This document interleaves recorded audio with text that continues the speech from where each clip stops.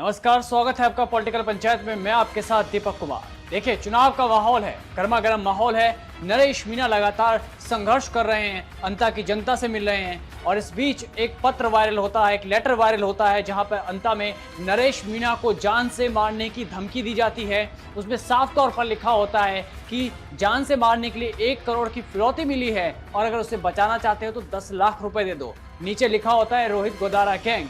साथ में नरेश मीणा की बीवी के लिए लिखा होता है कि वो तो विधवा होकर ही रहेगी और ये भी कहा जाता है कि नरेश मीणा चाहे चुनाव जीते चाहे हार जाए, उसे मरना तो पड़ेगा। लेकिन अब इस पूरे मामले में जहां सवाल उठ रहे थे राजस्थान पुलिस के ऊपर, भजन लाल सरकार के ऊपर, तो वहीं पे राजस्थान पुलिस ने बड़ा एक्शन लिया और उस आरोपी को पकड़ लिया है जिसने ये पत्र लिखा था। अब आप हैरान रह जाएंगे कि आखिर किस मकसद से ये पत्र लिखा गया।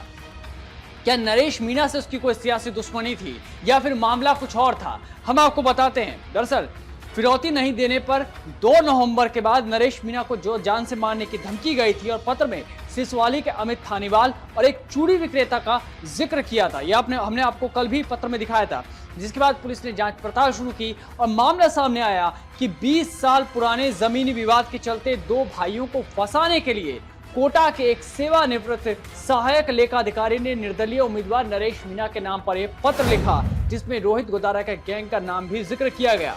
अंता पुलिस ने इस मामले में तुरंत तहकीकात की, जानकारी हासिल की। अंता के थानाधिकारी दिग्विजय सिंह ने इस पर तुरंत एक्शन लिया और पता चला कि यह पत्र किसने लिखा था। उसे गिरफ्तार किया गया। कोटा के अंदर आरकेपुरम निवासी नरेंद्र यादव को गिरफ्तार किया गया, जो कि नरेंद्र यादव जलदाय विभाग में सहायक लेखाधिकारी पद से सेवानिवृत्त हुए हैं। उनसे पूछताछ में पता चला कि नरेंद्र यादव का सिसवाली निवासी विजय थानेवाल और अमित थानेवाल से करीब 20 साल पुराना एक जमीन का विवाद चल रहा है और उन्हीं दोनों को फंसाने के लिए उन्होंने एक पत्र लिखा और अमित थानेवाल का नाम उसके अंदर लिखा था। आरोपी ने बताया कि उन्हें झूठा फंसाने के लिए रोहित गोदारा गैंग के नाम से पत्र लिखा, बूंदी जाकर पोस्ट ऑफिस में डाल दिया, जिसके बाद ये पोस्ट ऑफिस स्पीड पोस्ट किए गए। ये पत्र उसने अपने उल्टे हाथ से लिखा था ताकि हैंडराइटिंग समझ में ना आए। पुलिस को चकमा देने के लिए ये काम किया गया कि हैंडराइटिंग कोई समझ ना पाए और ये पत्र लिखा गया और इसमें धमकी दी गई नरेश मीणा को। पुलिस ने इस पर तुरंत एक्शन लेते हुए अब इसको गिरफ्तार भी कर लिया है।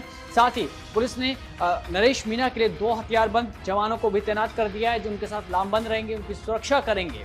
अब नरेश मीणा के लिए जो ये बात चल रही थी कि उनको रोहित गोदारा गैंग से धमकी मिली है, फिलहाल इन तमाम आरोपों पर फिलहाल पूर्ण विराम लग चुका है। अब नरेश मीणा निसंकोच होकर निडरता के साथ अपना चुनाव प्रचार कर सकेंगे, जनता के बीच में जा सकेंगे और उनके जो समर्थक है उनके लिए एक अच्छी खबर है कि रोहित गोदारा गैंग से नहीं, किसी एक आम व्यक्ति ने अपनी भड़ास निकालने के लिए, अपनी दुश्मनी निकालने के लिए नरेश मीणा को पत्र लिखा था ताकि किसी और को फंसाया जा सके। लेकिन ये मौका चुनाव का था, इसलिए यहाँ पर चिंता का विषय भी था, क्योंकि पिछले कुछ दिनों से रोहित गोदारा गैंग की जो खबरें राजस्थान से सामने आ रही है, चाहे फिर वो रमेश उलानिया का हत्याकांड हो या फिर किसी और को धमकी हो, इसलिए ये मामला बड़ा ही सीरियस भी माना जा रहा था। हालांकि पुलिस अभी और भी तमाम मामलों से एंगल की जांच कर रही है।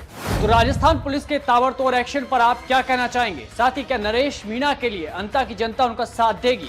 हमारी टीम ग्राउंड रिपोर्ट पर है और एक लोगों से पूछ रही है, गांव-गांव जा रही है, उनकी समस्याओं को भी सुन रही है और पूछ रही है कि क्या नरेश मीणा का साथ देंगे या फिर प्रमोद जैन भाया इस बार जीतेंगे। आपकी क्या राय है? कमेंट बॉक्स में जरूर बताएं और ऐसी तमाम बड़ी खबरों को देखने के लिए बने रहिए पॉलिटिकल पंचायत के साथ।